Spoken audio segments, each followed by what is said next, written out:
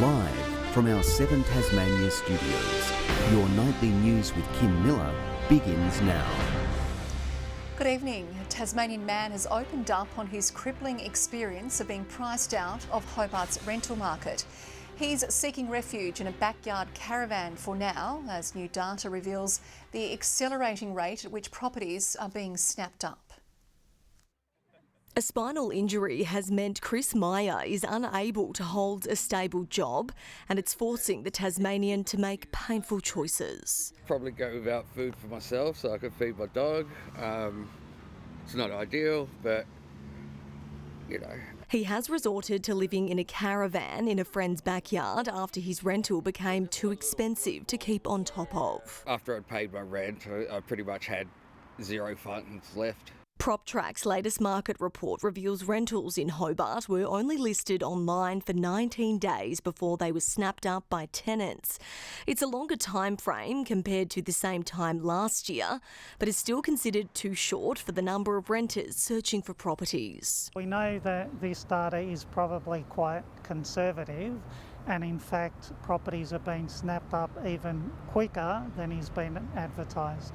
The state opposition wants to see more affordable housing options available to curb the skyrocketing costs. This is because the Liberal government have neglected important public services for Tasmanians over 10 years. Treasurer Michael Ferguson rebuking those claims, pointing to the government's largest housing investment in the state's history, saying we recognise the housing struggles facing many Tasmanians and are responding with a massive 10-year $1.5 billion housing package. The government needed to be planning for this decades ago, because the rooster has now come home to roost, where we have a lack of affordable housing across Tasmania. The state government has questioned the Commonwealth on when its election promise of 30,000 homes will be delivered.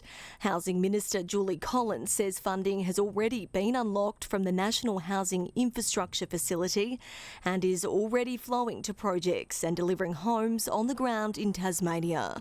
Grace Evans, 7 Tasmania News. Police are investigating after one of its own stations was targeted in an early morning ramming. This burnt-out Ford Courier ute is believed to have been driven into the doors of Clarence Plains Police Station around 5:30 before being dumped in Clarendon Vale. Nothing was stolen and no officers were on site at the time. The station was also without any surveillance cameras. Police now asking anyone with CCTV or information to come forward. A youth wearing a balaclava and wielding a knife has allegedly stormed a Glenorchy store, making away with cigarettes and cash. He and another youth and a 35-year-old woman have all since been charged over the incident yesterday afternoon. No one was injured, but staff have described the brazen daylight encounter as incredibly scary.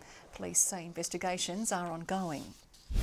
A decorated former police officer has avoided jail after being found guilty of assault and pervert justice.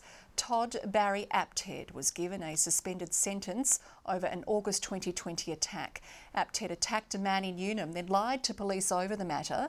He's also been given a $1,500 fine and will be required to complete 84 hours of community service. And Tasmania is forecast to have the lowest and slowest economic growth compared to any other state over the next 18 months. Deloitte's latest Access Economics Outlook report revealing an increase of just 0.4%. The low figure only 5% higher than the Northern Territories, which dropped down into the negatives. The Tasmanian budget is no longer in the same state that it was 10 years ago. We know under the Liberals' watch we've seen debt continue to grow. We'll see it continue to grow up to around $30 billion by 2035. State Treasurer Michael Ferguson says the government's sound economic management places Tasmania in an excellent position to deal with future challenges. A close call at Nearstar this afternoon after its smoke alarm alerted Tasmania's fire service.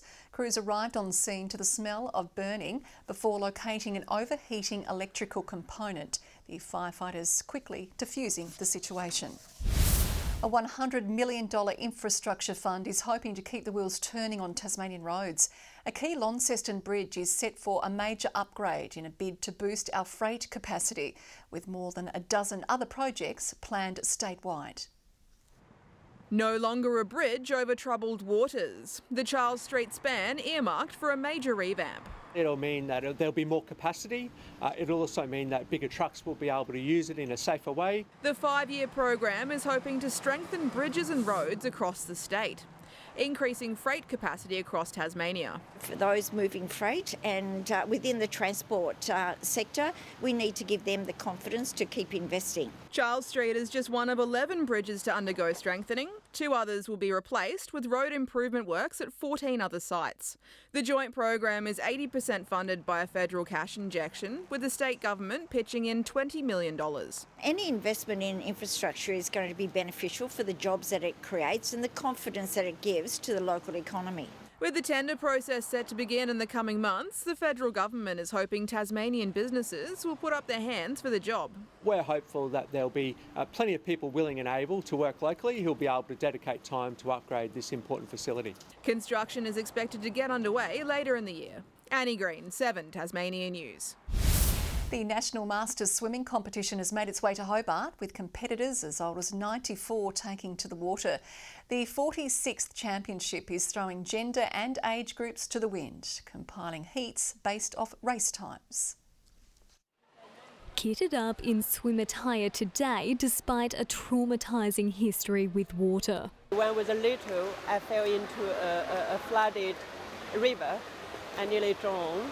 Lee Chun started lessons in 2018 and is only getting stronger. Today, competing in Australia's Masters Swimming National Championships, day 1 dedicated to a number of back-to-back 800-metre races. I felt, oh, good. But when I saw my time, I said, oh, you could be faster. But no, it's okay, I'm happy with that. She's one of 422 swimmers making a splash this week, with representation from more than 80 clubs from across the country. We've got swimmers from all over the country, and we've even got 3 international swimmers with us as well.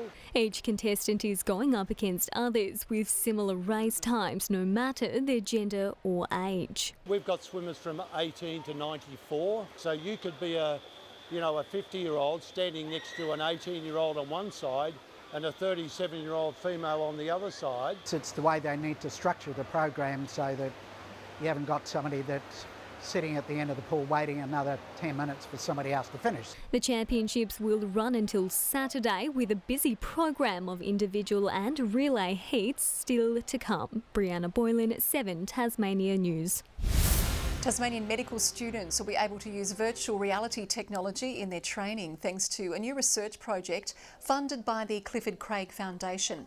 The cutting-edge headsets allow students to practice and build confidence in difficult surgical procedures. I think for them it's eye-opening, it increases their understanding of the procedure, and it's actually quite fun to do. The foundation showcasing 3 new projects it's funded, as well as a portable echocardiogram. If you need a cardiac assessment at the moment and you're an inpatient, you have to be wheeled down in your bed down to the cardiology department because all the echocardiograms are fixed machines. The charity has allocated $900,000 to medical research and equipment to the Launceston General Hospital this year. The hockey premiers of the State Club Cup are both looking to go back-to-back and retain their titles this year. OHA and the Derwent Strikers are gearing up for the knockout-style tournament, which sees a fight between the Greater Northern League and the Southern Premier League teams. Like, there's a bit of a joke around in our team that if we can win it 3 years in a row, we'll change the name of it. But it would obviously be a really good achievement for us to do it 3 years in a row. And in the women's, last year's champions will be looking to come out strong despite missing some key players in their side. It's really good for us to learn how to develop as a team and our structure without them, so then when they come back into our team, we can they're just such a big addition. The sides are now both preparing to kick off their Tasmanian Club Champion campaigns with their first battle on May 6. Good evening. At 21 in Hobart today, Launceston and Burnie 19, 18 in Devonport. 23 was the state's top across Grove and Bushy Parks, drawn 19 and 21 in Flinders Island. Mostly cloudy conditions are seen about western and northern parts of Tasmania, partly cloudy elsewhere across the state. Further out, a streak of mid to high level cloud is present over inland New South Wales and Queensland. Showers for the west and far south of Tasmania tomorrow with small hail and possible thunderstorms. West to northwesterly winds tomorrow, 15 to 25 knots about the upper and lower east. Swells up to 4 metres in the west and south and up to 1 metre in the north. A strong wind warning is current for the west coast, Banks Strait, Franklin Sound and Flinders Island. Tomorrow's forecast now, Hobart and Bothwell showers easing, 14 and showers in Geeveston. In the north, Launceston and Devonport an early shower or two and 16, 15 and showers in Cressy. 14 in Burnie tomorrow, Strahan showers easing, windy with a shower or two in Curry. 17 in St Helens, Swansea showers clearing and 15 with showers easing in Orford. Looking ahead to the 3-day forecast now, Thursday showers about the west and far south extending to the north. Friday, patchy morning fog in the north with showers across the west and far south. And Saturday, showers about the west and far south, fine elsewhere. Capital cities 26 and sunny in Perth tomorrow, Adelaide 19 and 32 in Darwin.